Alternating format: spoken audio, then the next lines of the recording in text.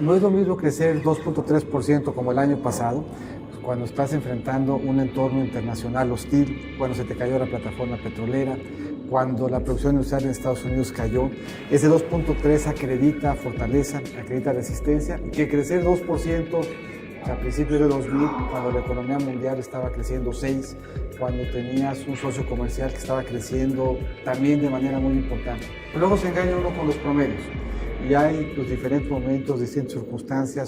Sí tenemos que crecer más, y la forma de crecer más es abrir diferentes espacios para que tengan mayor participación. México necesita encender muchos motores. En los 80s el motor en México era energético, y cuando se apagaba el precio del petróleo entrábamos en una crisis. 90s, 2000s éramos una gran plataforma de exportación, y si se nos apagaba el mundo empezábamos a toser. ¿Qué tendríamos que lograr? Pues ser un país de muchas historias. Ser un país energético, ser un país manufacturero, pero ser un país agropecuario, ser un país con turismo, ser un país con mercado interno. Y eso quiere decir abrir más espacios de participación. ¿Qué debíamos esperar en la siguiente administración? Es un crecimiento entre 3.8 y 4.8. ¿Y cuál sería la principal diferencia entre lo que vimos en esta administración y lo que podríamos ver la siguiente? La inclusión. O sea, parte de lo que tara a México en términos que tú utilizaste es que no hemos logrado ser un país incluyente.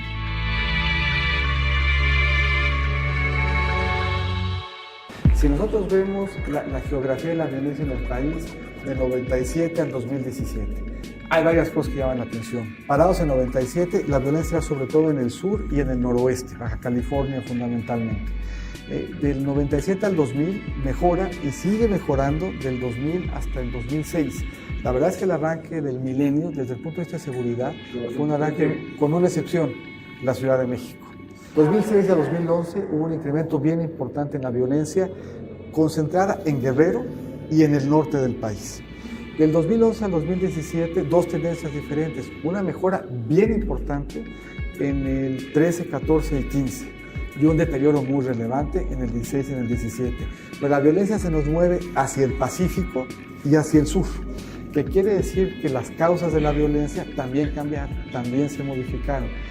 El grueso del fenómeno delincuencial es un fenómeno delincuencial del fuero común, y ahorita voy a ese tema. Tienes tú más o menos 500,000, poquito más, policías estatales y municipales contra 60,000 federales.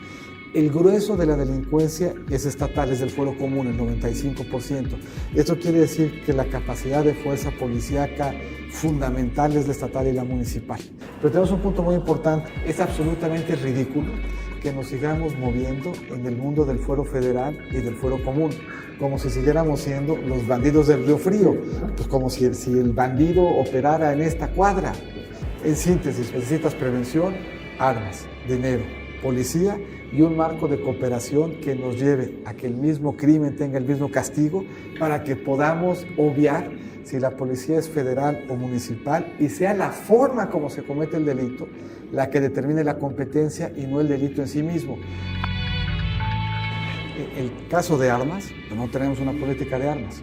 La primera vez que desarrollamos un programa piloto de armas en México, por lo menos en la época reciente, que tampoco podría yo hablar, fue conmigo en Hacienda la segunda vez, no la primera. Y la sorpresa es que no tenemos un protocolo de armas en aduanas. 2, la extinción de dominios en México no se puede dar, no hay manera de que yo le... ¿Y por qué no hay? Porque quitarle el dinero a la delincuencia organizada o al funcionario corrupto es lo último que pasa en un proceso de responsabilidades. El tema del narcotráfico o el tema de la violencia y la marihuana pues no es un tema... O sea, yo creo que la reflexión de la marihuana, en donde tenemos que hacer, yo creo, buscar un consenso con Estados Unidos y en Estados Unidos. Pero la marihuana no es central al tema de violencia.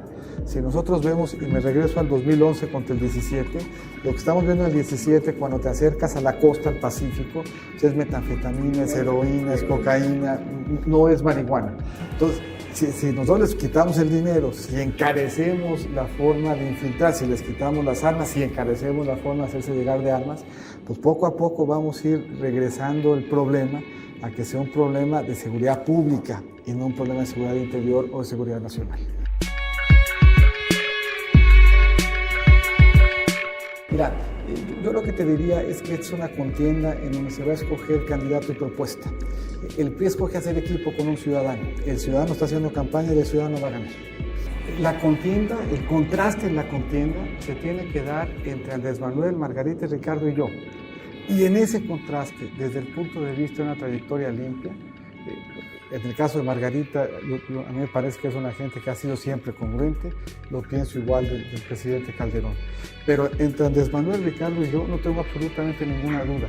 En la medida en que el combate a la corrupción será central en esta definición, pues tú tienes un candidato que vive como magnate y otro candidato que se conduce como empresa fantasma y un candidato que ha sido limpio y transparente toda su vida. El PRI no es bueno ni malo.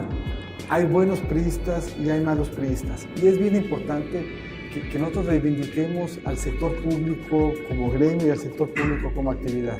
Nosotros tenemos que desterrar la corrupción de la política para que le volvamos a dar dignidad.